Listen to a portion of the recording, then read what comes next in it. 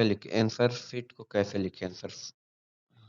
Hi guys, my self is Asif और मैं इस वीडियो में डिस्कस करने वाला हूं कि यूपीएससी में मेंस की आंसर राइटिंग कैसे करी जाती है या स्टेट पीसीएस में मेंस की आंसर राइटिंग कैसे करी जाती है। तो आप देख सकते हैं यहाँ पर मेरे प्रीवियस ईयर का एक क्वेश्चन मैंने लिया है। इसमें क्वेश्चन में लिखा गया है, examine the nature of energy crisis experience in India, also highlight the role of Ministry of New and Renewable Energy to in overcome this challenge।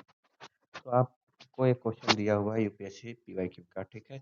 Energy crisis का रोल एक्सपीरियंस जो कर रहा है उसको आप उसकी नेचर को बताओ, और ministry of new and renewable energy किस प्रकार से इस एनर्जी क्राइसिस के चैलेंज को ओवरकम करता है, वो भी मतलब ओवरकम करता है मतलब इससे बाहर निकल रहा है, चैलेंज को टैग कर रहा है, किस तरह से चैलेंज को सामना कर रहा है या ओवरकम कर रहा है इसे। तो ये क्वेश्चन कह रहा है उसका रोल को हाईलाइट करना है, ठीक है। क्वेश्चन कह रहा है तो आपको सबसे पहले कोई भी आंसर की लिखना होगा, आंसर लिखना होगा, तो आपको सबसे पहले एक प्रेजेंटेशन बनाना होगा। फर्स्ट जो पैराग्राफ होगा उसमें आप उस आंसर में जो आप लिखने वाले हो उसका एक प्रिडिक्शन कर देना है। फर्स्ट पैराग्राफ आप जब लिख रहे हो उस पैराग्राफ में आपको होना चाहिए कि जो आंसर आप लिखने वाले हो पूरा कंप्लीट इस क्वेश्चन का, उसका एक छोटा सा प्रिडिक्शन आपको दे देना है। प्रिडिक्शन मतलब छोटा सा एक रिप्रेजेंटेशन क्रिएट कर देना है, ताकि एग्जामिनर को लगे कि हाँ आपको नॉलेज है, इस मैटर में नॉलेज है। आपको उसी में प्रेजेंटेशन एक दे देना है। तो देखिए मैं क्या लिख रहा हूँ, India is the second largest populous country in the world where around 1.2 billion people are living to maintain their livelihood and sustainability and requirement basic need and for development of country energy is a most important factor। तो ये important है क्या, crisis का क्या क्या important क्या नेच इसमें ये प्रिडिक्ट कर दिया गया है कि क्यों क्राइसिस है, क्योंकि इतना बड़ा पॉपुलस कंट्री है, पॉपुलेशन इस कंट्री का, और सस्टेनेबिलिटी को मेंटेन करने के लिए, बेसिक नीड को मेंटेन करने के लिए, डेवलपमेंट को मेंटेन करने के लिए एनर्जी क्या है, सबसे इम्पोर्टेंट फैक्टर है, ठीक है। और according to SDG that required for achieve sustainability with development, affordable and clean energy come under SDG 7, but it to achieve goal as SDG 4, 5, 6, SDG 8, SDG 11 are required to proper energy supply, ठीक है। तो इसके बाद मैंने लिखा कि SDG का एक एग्जांपल कोट्स कर दिया। एसडीजी का सस्टेनेबल डेवलपमेंट गोल, ये सबसे इंपॉर्टेंट टर्म है यूपीएससी का पूरा आंसर राइटिंग में सबसे इम्पोर्टेंट रहेगा, सस्टेनेबल डेवलपमेंट गोल और सस्टेनेबिलिटी। तो मैंने एसडीजी को कोट्स कर दिया कि एसडीजी के अकॉर्डिंग में इस इतने गोल को अचीव करने के लिए हमें सस्टेनेबल डेवलपमेंट के गोल को अचीव करने के लिए एनर्जी का प्रॉपर यूटिलाइजेशन बहुत इंपॉर्टेंट है, ठीक है। प्रॉपर सप्लाई बहुत जरूरी है, और यूटिलाइजेशन प्रॉपर प्रॉपर वे में एनर्जी को यूटिलाइज करना विथ सस्टेनेबल अप्रोच में, ठीक है। उसके बाद नेक्स्ट है कि फैक्ट एंड फिगर को रिप्रेजेंट करना। फैक्ट एंड फिगर को किस तरह से रिप्रेजेंट करते हैं, देखिए आप एक डाटा, आप कोई भी फैक्ट एंड फिगर को रिप्रेजेंट करते हैं तो उसमें डाटा देना पड़ेगा। डाटा किस बेसिस पे देना पड़ेगा कि कोई पार्टिकुलर ऑर्गेनाइजेशन का डाटा हो तो वो इम्पोर्टेंट रहेगा, और सीधा सीधा डायरेक्ट मत लिख लीजिए कि फैक्ट फिगर ये है, उसको बबल डायग्राम में रिप्रेजेंट कर देना है। जैसे on energy consumption in India, energy consumption as per International Energy Agency क्या क्या है, मैंने लिखा है कि on per capita basis Indian consumption half than average of world, ठीक है।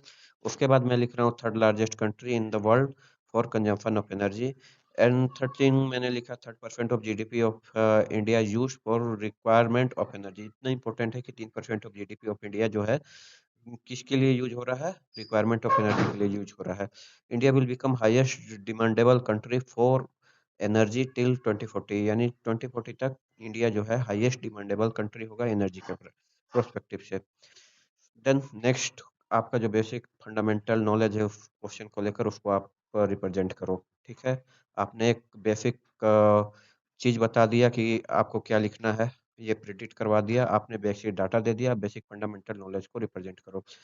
सो source of energy India, source of energy क्या है, इंडिया है both renewable and non renewable. आपको बोला गया है ना कि नेचर ऑफ एनर्जी क्राइसिस, तो आपने आपको सोर्स भी लिखना होगा, क्या एनर्जी का क्या सोर्स है इंडिया में, बेसिक चीज। तो इंडिया है both renewable and non renewable energy potential, where renewable energy like solar energy, wind energy, geothermal energy, biomass etc, where as non renewable energy related with coal and oil related energy.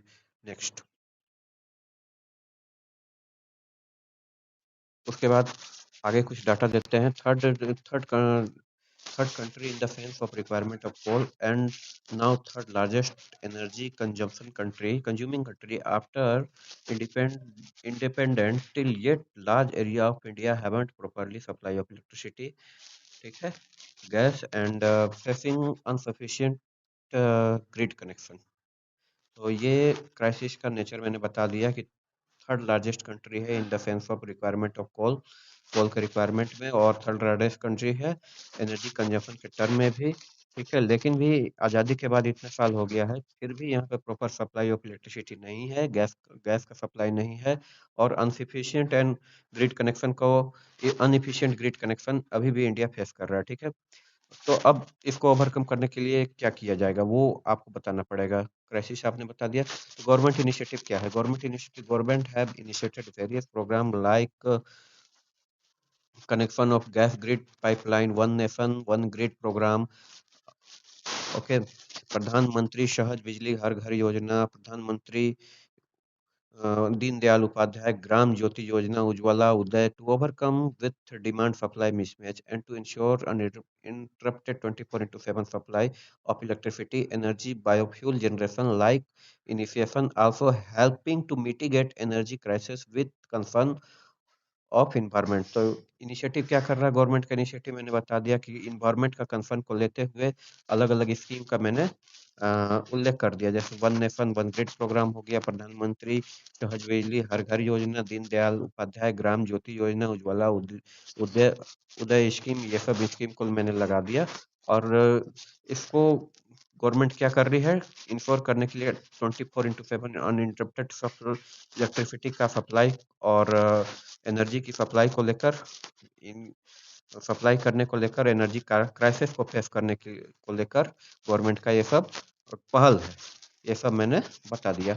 अब next में आते हैं environmental problem. तो इससे problem क्या generate हो रही है, ये भी आपको बताना होगा कि इसमें अगर ये गवर्नमेंट इनिशिएट कर रहा है तो इसमें क्या प्रॉब्लम है। तो इन्वायरमेंटल प्रॉब्लम हो रहा है, इम्पोर्टेंट एक फैक्ट होता है इन्वायरमेंटल प्रॉब्लम, अगर ये इतना जो स्कीम कर रहा है तो India have targeted 40% share of fossil fuel based electricity with 33 से 35% decrease in GDP emission, Paris target. तो पेरिस टारगेट क्या कहता है कि हमें क्या करना है, 40% share of non fossil fuel electricity based electricity को जनरेट करना है, और 33 से 35% रिडक्शन करना है जीडीपी, किस चीज का? इमिशन का, ठीक है, कार्बन इमिशन का। ये पेरिस टारगेट है। तो इन्वायरमेंटल प्रॉब्लम जो एनर्जी से रिलेटेड है उसको कंसर्न करने के लिए India have targeted that. Or but consumption of non-renewable energy not only increase global temperature but also develop serious problem on the health. Various health problem like asthma, cancer, all related with the emission of carbon dioxide, harmful gas, sulfur dioxide emission have India top position।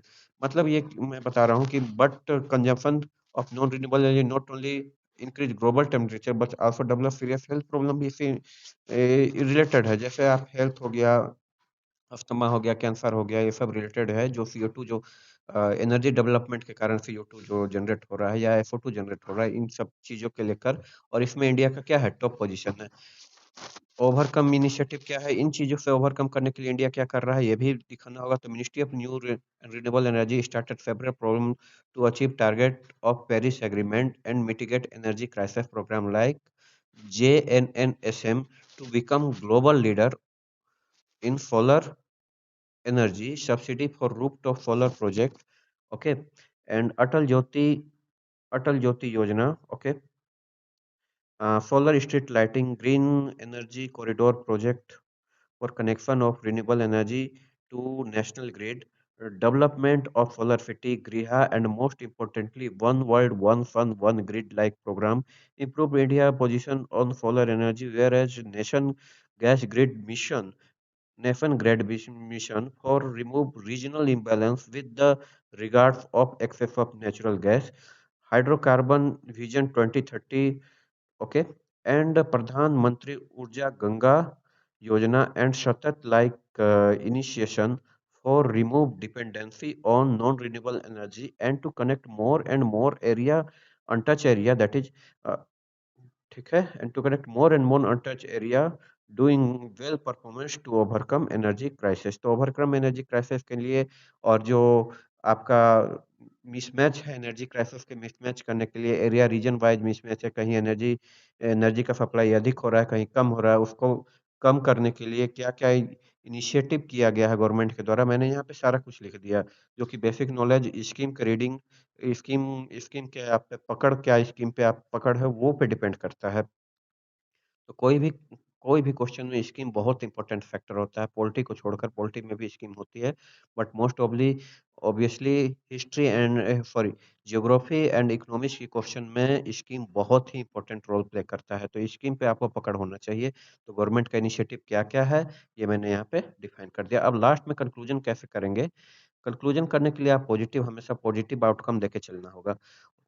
जैसे मैं लिख रहा हूँ, although India have huge demand in energy but uncontrol utilization of resource and unplanned initiation not only create energy crisis but severe environmental health problem also.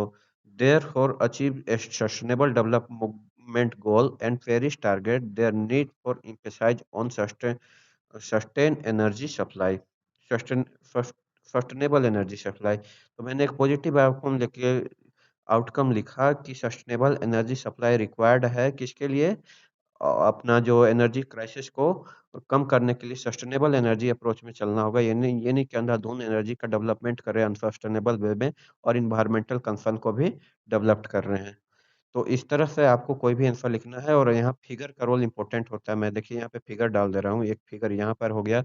यहाँ पे मैंने gas grid, जो India में चल रहा है गैस ग्रिड प्रोग्राम, उसका कहाँ-कहाँ पे लिंक हो रहा है, उसको एक मैंने रिप्रेजेंट कर दिया, तो एग्जामिनर को पता चलेगा कि हाँ, इसको बेसिक नॉलेज है। यहाँ पे मैंने भी बगल बबल डायग्राम का प्रयोग किया, ताकि ये पता लग सके कि क्वेश्चन को रिप्रेजेंट करने का तरीका है। तो इस तरह से आपको डिफाइन